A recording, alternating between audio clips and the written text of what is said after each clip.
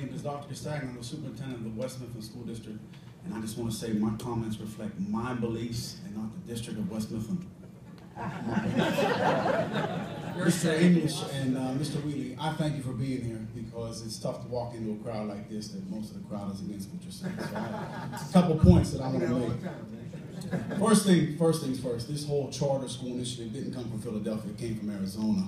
And it started in Arizona. And what they were successful at doing in Arizona was destroying the middle class and destroying unions. And that's what they've also been successful doing around the city of Philadelphia. They weren't successful in doing that in Pittsburgh, and they won't ever be because our unions are too strong. A couple facts I just want to give. We have a unique situation in my school district. We have tuition students from Duquesne that come to West Mifflin. Regular ed student, $10,000. Special education student, $10,000.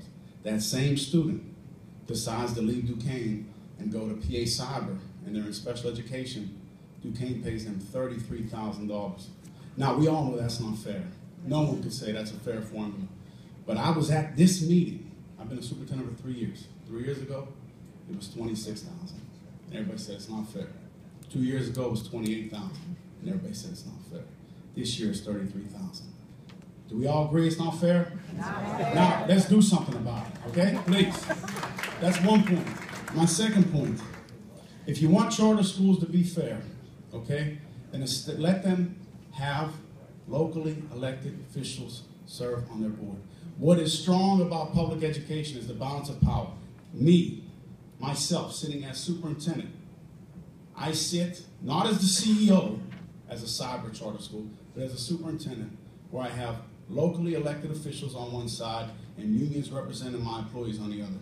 Each side keeps each other in check so that they don't get too strong and I don't get too strong. In a cyber charter formula, myself as a CEO, I appoint the board of directors, and if they don't disagree, I disappoint them.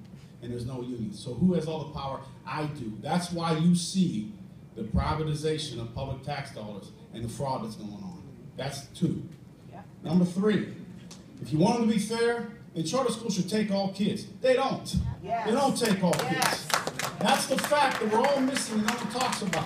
Propel Charter does not take all students from Duquesne. They interview and they selectively choose students. We take all students. You live in West Mifflin, I take you. And I'll gladly take you. And last but not least, you said it. We should measure the progression of that child. There is a mechanism in place called PVOS. I have Duquesne students that showed up on my doorstep. And they are judged using PVOS on where they entered and what they gained. And guess what? I beat PA Cyber. I beat Propel Charter. I beat every charter school around. Every one. Now,